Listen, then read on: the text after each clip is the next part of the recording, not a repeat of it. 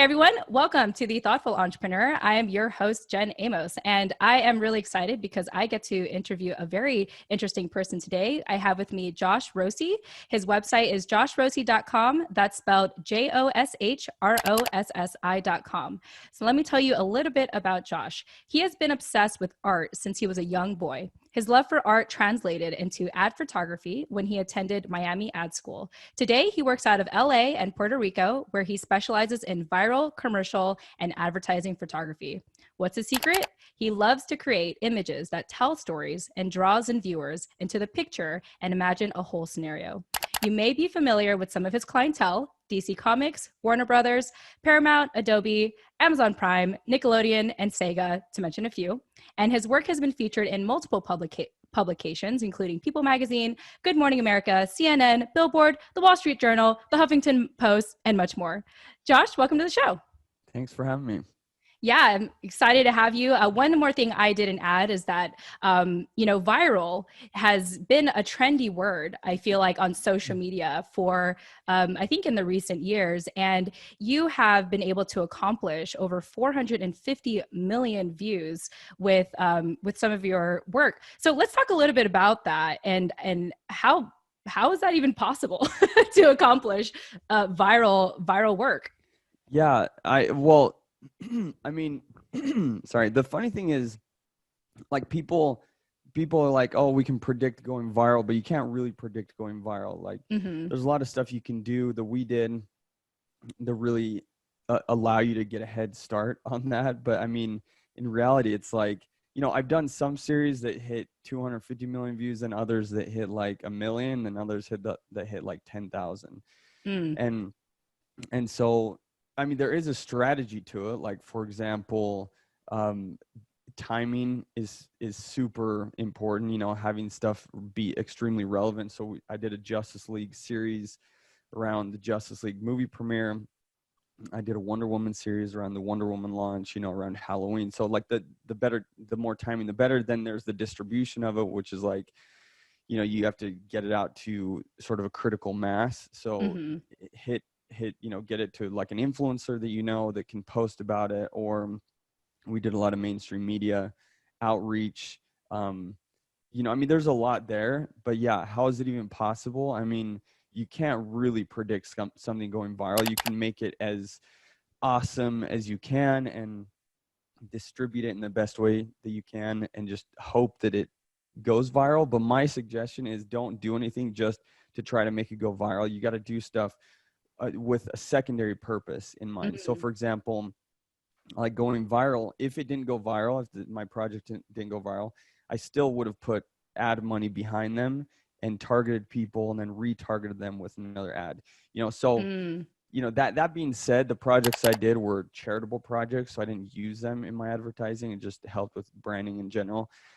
But yeah, that's sort of advice I'd give as far as, going viral and how to use it.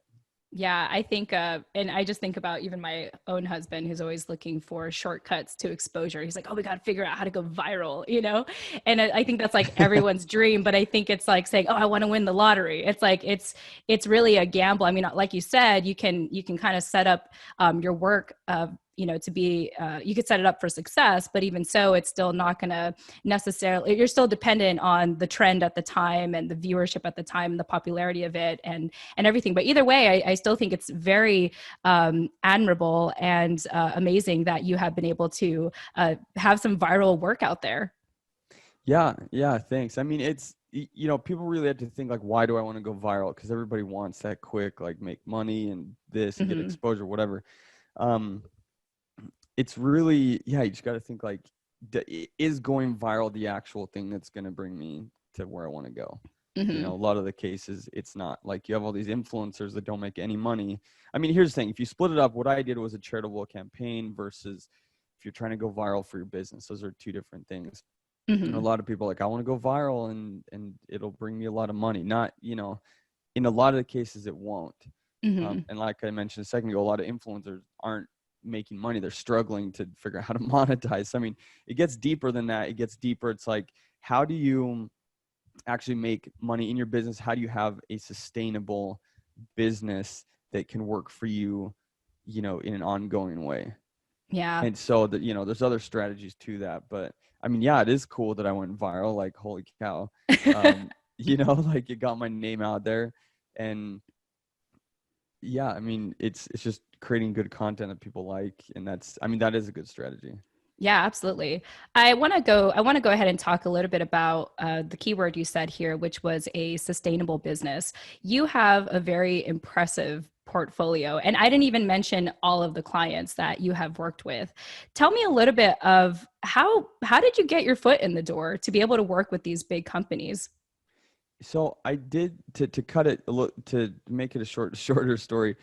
I mean, I tried all types of marketing. I even went, Mm, if initially I had no idea like how to actually make money in photography. Nobody would talk about it. hmm. So I did all these crazy types of marketing. I went into the Apple store, and I pulled up my website on every single computer, hoping that some big executive would come in and like see my work. That is funny. It's just ridiculous. It didn't work. And then like I moved to LA for a little bit. I bought a bus, renovated it, put my advertising on the sides with my pictures, and I would park outside of ad agencies. And I spent like months doing this, where I'd park outside of ad agencies. I'd work out of a desk outside, Oh my with a gosh. laptop, and I'd wait for the executives to come out of their office to see my work, and I'd hope that they'd call me one day. Didn't work. Oh Um, my goodness. That's so pretty then fine, aggressive though. Like it is aggressive. I have to applaud you for that because I think the average person who wants to build a career in photography probably wouldn't go out of their way to do that. So kudos to you. Even though it didn't work out still, like that's aggressive. Well, I mean, I think people need to be aggressive. I think, like, I teach photographers too, and Hmm. just over the years, like, I've taught how I've done things. I'll get to like what I've done, but people just don't. It's like they're not hungry. A lot of people aren't like hungry enough Mm, to do it, and I'm like, yeah, that's aggressive. But I mean, if you're desperate and you need money and you want to, like, live a better life, like, you got to be aggressive in some way. I mean, in your mindset and your actions, whatever. So the thing that worked though, after trying all these things, I finally realized, like, okay, I actually came across this by accident. I worked with an influencer. I called up some guy. Well, I didn't call him. I emailed him. I saw one of his videos on YouTube, and I said, hey, I'd love to come do a free photo shoot of you. hmm. And so I went and did this shoot. And first of all, I was surprised that he accepted. I was like, wow, that's crazy, first big shoot. And he said, yeah, sure, come do the photo shoot, and we'll see how it turns out, whatever. So I did the shoot, and it turned out really well. He loved it, and he posted it on Facebook, and like instantly I got 5,000 followers, like, just like Wow. overnight. It was crazy. Yeah. And because he was so big, and from there I got hired by Adobe, Mm, by Acura, Nickelodeon, list goes on and on. And so I continued doing this strategy of influencer marketing, basically, is where I would reach out to these influencers, do free photo shoots for them, and then they'd promote my work, or post it on their pages, and it would get me exposure. So that's how I got exposure. hmm. People do it in different ways, in different industries. Like, if you're a portrait photographer, you could be running ads on Pinterest, whatever, but it's about like exposure. So it does kind of come down to going viral, but you Hmm. don't have to go viral. You just have to get your work exposed. No matter what business you're in, it's all about just getting exposure, because really there's some really crap products out there that they get exposure and they sell, and they're making a ton of money, and you could have a better product, but that's not what it's about. It's not. My dad told me this story once. This is years ago. Hmm. So I was born in Italy. He's Italian as well. And he said that he had two friends lived across the street from each other. One of them, they both did art. One of them did amazing art. He'd spend all of his days like working on his art, just making really, really good stuff.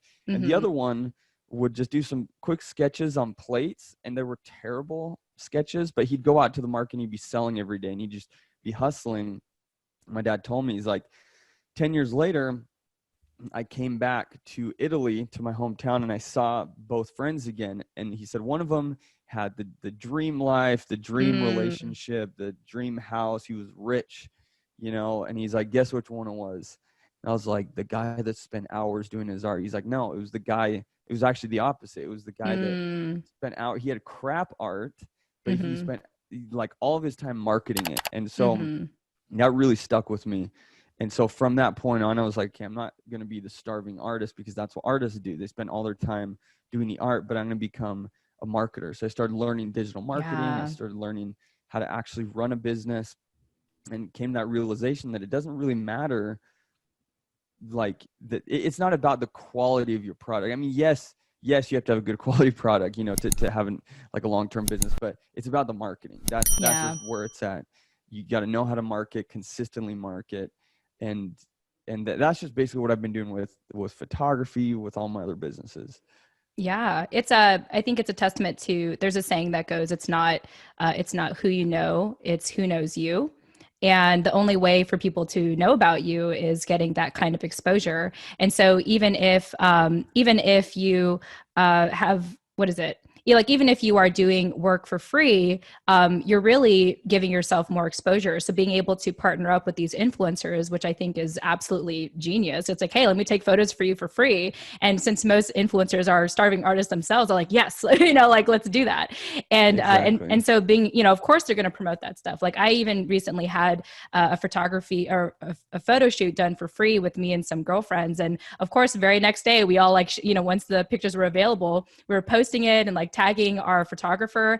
And, she's booked till next year already. Like she's like already booked for the rest of the year. And I think, just doing that kind of collaborative opportunity for free, I think that photographers and artists shouldn't take that free exposure for granted, like really take that opportunity when you can. Yeah, totally. Because I mean, it's just a form of advertising.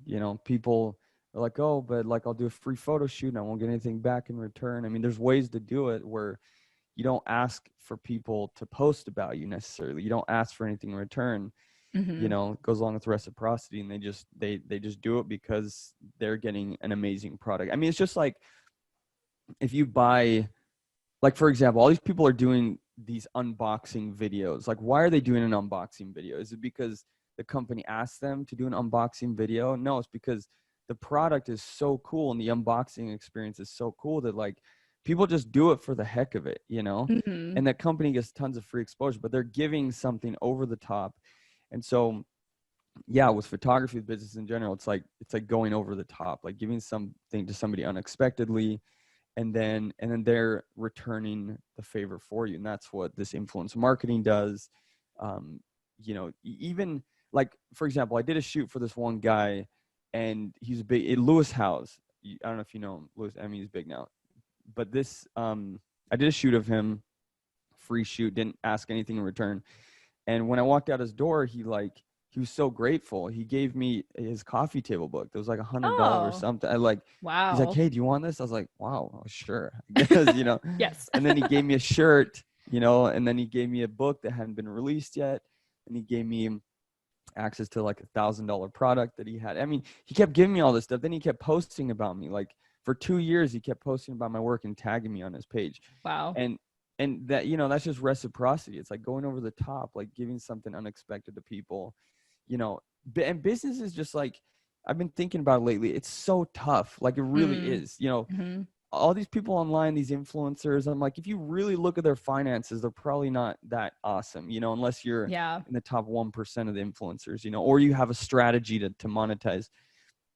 And so everybody's looking like business is awesome. All these people in front of their Lamborghinis. And it's like, business is one of the toughest things. It's like a boot camp, like the Army boot camp. It's like Hmm. we're willingly going into this like boot camp to like, what did Elon Musk said? It's like starting a business is like eating glass and staring into the abyss. I mean, for some it's harder than others, but like I mean, I agree, it's tough, Yeah. um, but you got to learn the correct strategies, and that helps.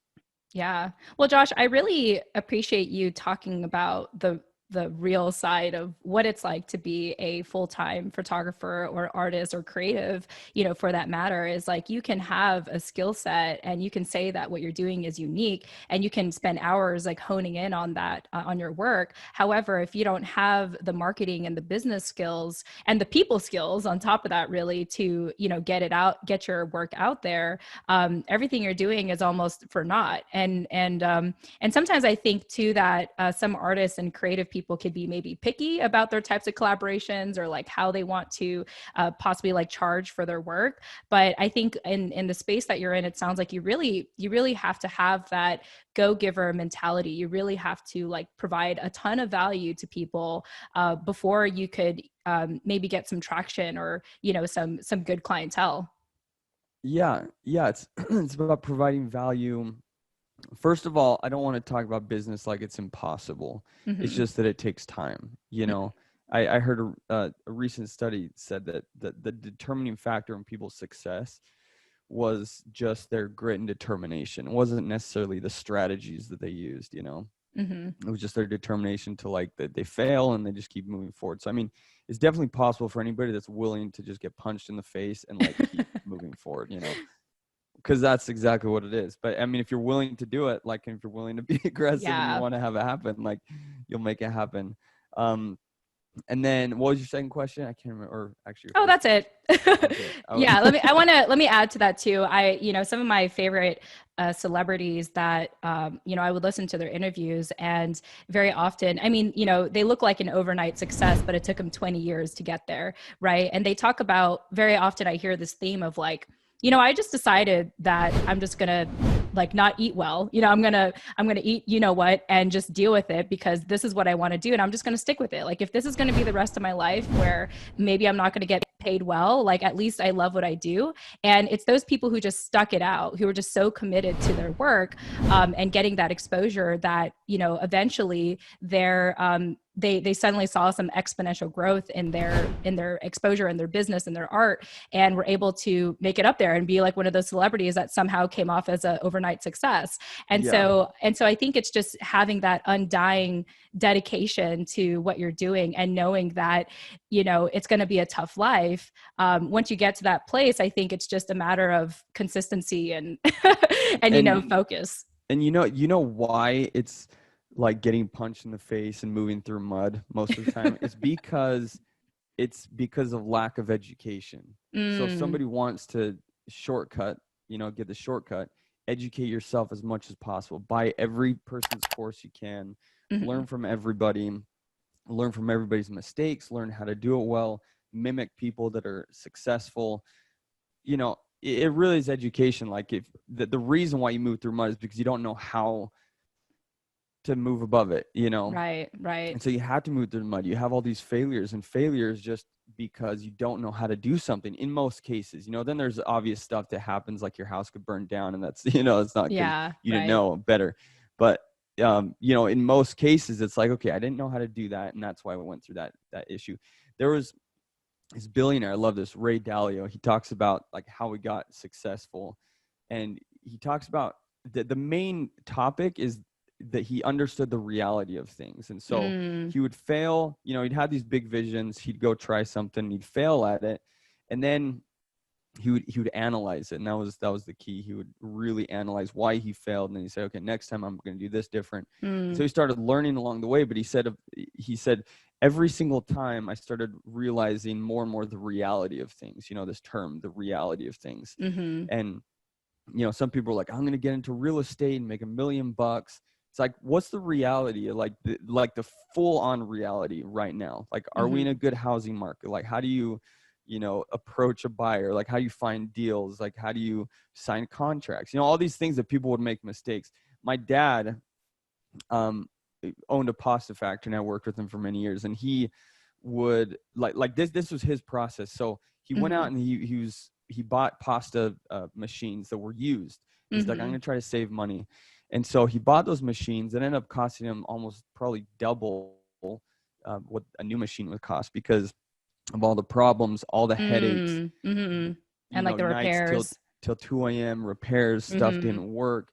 And I mean, the biggest freaking nightmares ever you could ever imagine, like product getting sent, like thousands of products getting sent to a store and then getting a return because it was moldy, because the equipment Oh didn't my work and we didn't gosh. realize it, stuff like that. And it's like, that could have been avoided if we knew how to do it. And then my question always is like, if Bill Gates or Elon Musk were to start from scratch, like, do you think they could make 4,000 a month or like Mhm. 10,000 a month, Mhm. when everyone down here is struggling, like, how do you get to 10,000 a month or 20,000 or even like 100,000 a month? Like they could Right. probably do it with the snap of their fingers, with the people that they know, Right. with what they know. Right. So to get through that mud, it's educating yourself basically. Yeah, absolutely. I know in our notes here that you have been spending a lot of your time nowadays offering courses to people. So, could you tell us a little bit about what those courses are and who would most benefit from taking those courses? Yeah, so I started this so I saw this need for teens, for stay-at-home moms, people without work to educate themselves, on this topic. Hmm. And so I started something called Mentor Camp. It's basically a place where the instructors are experts themselves. And so these instructors have, I'm an instructor on there, and I teach about photography, how to do the business of photography, all that. Then we have instructors of like they're award-winning like authors, New York Times Mm, bestselling authors. We have a guy nice. that sold $1 billion worth of product, and so he teaches sales. So there's Hmm. all these types of people, that these expert teachers that are teaching what they know in like these mini courses. So that's kind of what I'm doing, and my hope is just to educate people, just to give Yeah. people a good base, like the right base, not just learning. Because, online, there's like so much learning that you don't know where to go. I mean, you look on Hmm. YouTube, you're like, do I trust you or do I trust you? Like, and then you get conflicting opinions. Like, you Right. do Right. this is exactly what you got to do. And then this is exactly what you got to do. And you try Right. both, and neither one of them work. So, I'm trying to cut through that and create sort of this online schooling system that just cuts to the point, like real world skills, basically. Yeah, I think that's really awesome because, as you were mentioning earlier, there's not a lot of business education out there. There's not a lot of education on sales, and marketing yourself as an artist or a creative person. And so, and for you who has been able to accomplish this in your own way, or at least like know how to, you have your own strategy in terms of getting exposure for yourself. It's like, why not? Why not teach this to people who want to be in your shoes one day? Well, exactly. I mean, for example, like we have an instructor. Her name's Alex Fazzulo, and she makes around $400,000 a year on Fiverr as a Mm, copywriter, and it's wow. so mind blowing. Like I had to reach Yeah. out to her, and I text her. I was like, "You have to come out, and I'll fly you out. Let's film your course. I got to figure out how you're doing this, because I want to share this with people." And I Love mean, it. it's such killer stuff like that um and it's amazing. Like we ran this course and been helping hundreds of people, like that Hmm. that are stay at home, like dads, moms. They're able Wow. to go on Fiverr. I mean, you think Fiverr's like, oh, $5, like I'm gonna make nothing on there. Like she's making $400,000 a year. So Right, this right. definitely isn't like promoting myself or anything like that. I just think, the education of what these people can teach is just mind blowing. So it's mentorcamp.io. That's Awesome. the site. Mentorcamp.io. Yeah. Perfect. Josh, I've really enjoyed our conversation today. I feel like you dropped a lot of knowledge and realness about the industry that you're in and how you have been able to build a career for yourself. And also just have to applaud you for giving back, and creating this collective team of mentors to, help the next generation, even stay at home spouses and parents to be able to get into the creative space. And so before we wrap up, I just want to make sure, is there anything else that you would like to share with our listeners here at The Thoughtful Entrepreneur? Geez, that's a super open-ended question. I don't even know. Anything else? Not really. I think we covered a lot. So I think this is Good. good. I loved it. Awesome. Well, that's great. I always feel like I need to ask, just in case. I want to make sure I cover all my bases and you're able to share everything you want to share with our audience. But Josh, it's been an absolute pleasure having you here today. Thank you so much for joining us. Yeah, thanks for having me on.